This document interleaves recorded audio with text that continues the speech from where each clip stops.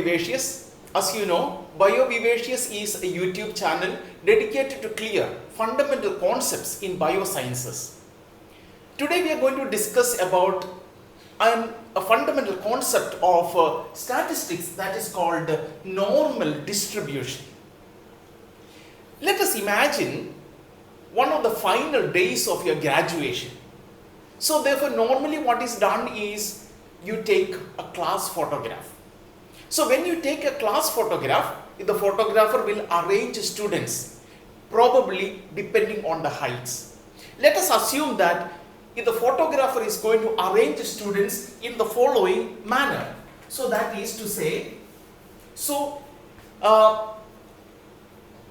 there will be very few very tall students, there will be very few very short students, and most students will have an average height.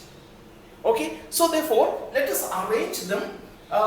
Assume that we are arranging the shortest students from this side. So taller, taller, taller, taller. Okay, then again we arrange them. Okay, this is how we are going to arrange the students. Now let us connect all these points. So when we connect all these points, we will get a graph like this. This is the distribution of the height of students. So the tallest student is made to stand here, and if the shortest students are made to stand on either side. So if you do this kind of an arrangement, you will get a bell-shaped curve.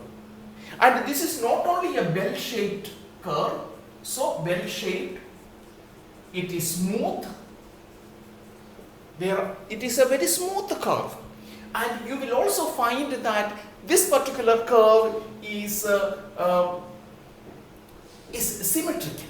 So you can easily divide this into two halves. So this half is equal to this half. So therefore it is symmetrical. So these are the characteristics of a normal distribution. So remember the three words. One is bell-shaped, and the second is it's a smooth curve, and the third is it is symmetrical. So three aspects of a normal distribution curve. So let us redraw this whole curve. So I'm drawing it here like this.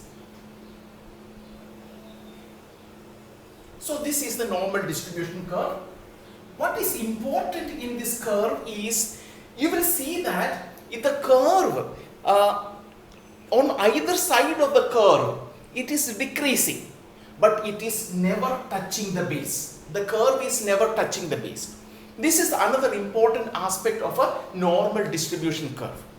Now the normal distribution curve is dependent on two factors. One factor is x bar, the mean, and the second factor is the standard deviation.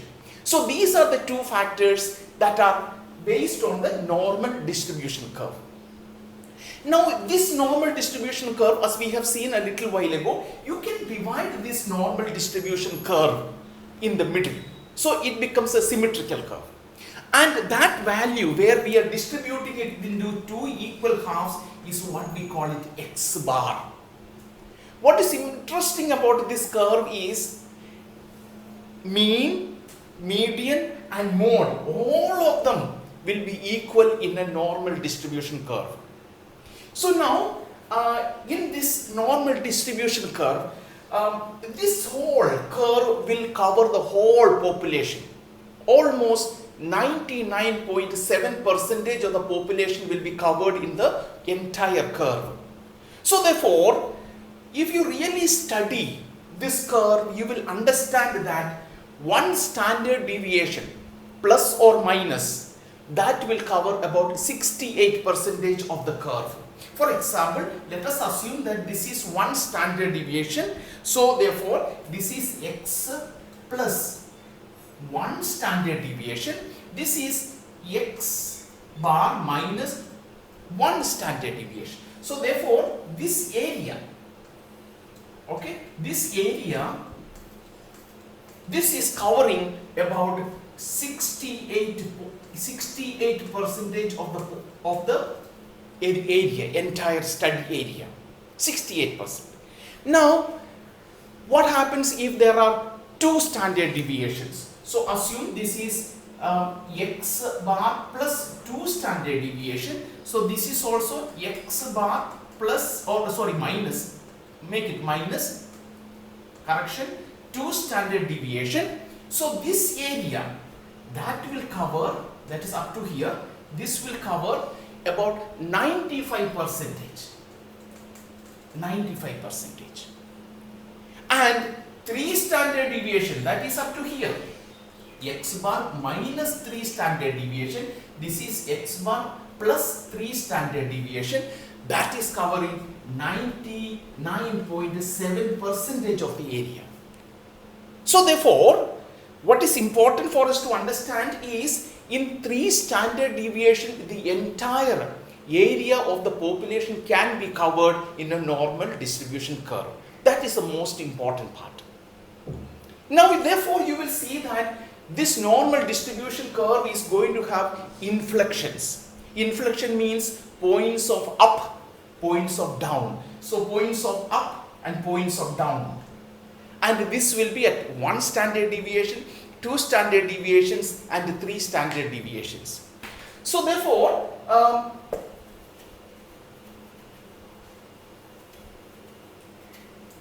for clarity purpose, I am writing here. So therefore, this is 1 standard deviation, that is covering about 68%. This is 2 standard deviation, that is 95%, and 3 standard deviation I have written here, that is 99 point. So that is from here to here, it will be 99 point, this value, 99.7% of the area. This is about the normal distribution curve. Now, in statistics, you can convert the normal distribution curve into a more appealing curve or a scale called Z scale. Let us redraw the whole thing once more. So we are going to deal with the Z scale. Now the Z scale this is how we calculate the Z scale. Z is equal to x minus x bar divided by sigma. This is a formula, x minus x bar divided by sigma. So we will see how this can be applied in statistical calculation. Now this Z scale is based on values from 0 to 1. So the entire normal distribution, we assign a value of 1. So therefore, if we assign a value of 1, which means, so therefore, this is the normal distribution curve, okay? This entire area is 1, so therefore, half of it, this area will be 0.5, and this area also 0.5. Why are we highlighting that? Because we will learn how to refer to an Z table from a statistical book. So therefore, this area is 0.5. So therefore, this is 0.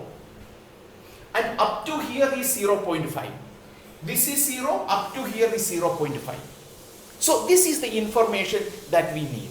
So let us take a very simple example in order to understand how do we or where do we apply the Z scale.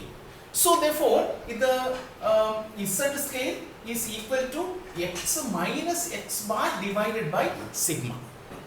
Now, when we are carrying out research, let us understand that we want to experiment with the rat which is available in our animal house. So we take a random number of n is equal to 100 rats, and the x bar, that is the mean weight of the rats, let us assume it is 100 grams. Okay? If the standard deviation is equal to, let us say it is 15. Now, if the question is, what percentage of rats fall under the category of 120 grams to 140 grams? Very legitimate, very reasonable question. So the x bar is 100 grams, but what percentage falls in the category of 120 to 140 rats? How do we find this? By using the Z scale. So first and foremost, let us assume this is as x1, this as x2.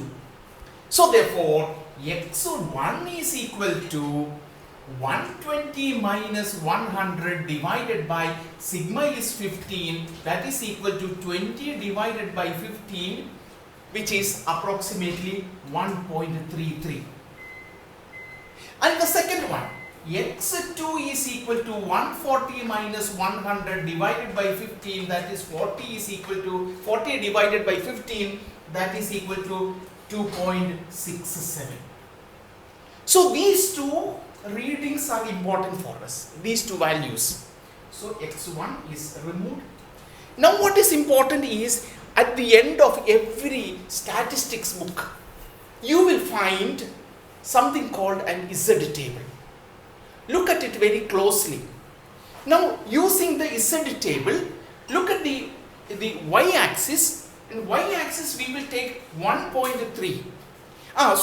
Most important is this values on the y-axis, the values will range from 0 to 3. Why 3? Because there are only 3 standard deviation. The entire population can be covered in 3 standard deviation. That is what we have learned. So therefore, plus 1.33. We find out starting from 0, 1.3, and on the x-axis you find a value of 0.3. Let us assume this value is 4082. Similarly, let us find the value of 2.67 from this. 2.6 we look at the y-axis, 0.7 on the x-axis. And that value is 0.4962. So we have got both the values. Now what? This is important. Now what we need to do is, let us clear and make little space here for us. Okay, so let us draw a normal distribution curve. This is the normal distribution curve, and this is the x bar, or which is equal to 0. Now what we would like to know is, which is that area between 4082 and 4962. So you know that up to here is 0.5. This is 0.5. So therefore this is 0. So 4082 can be somewhere here. This is 4082 0.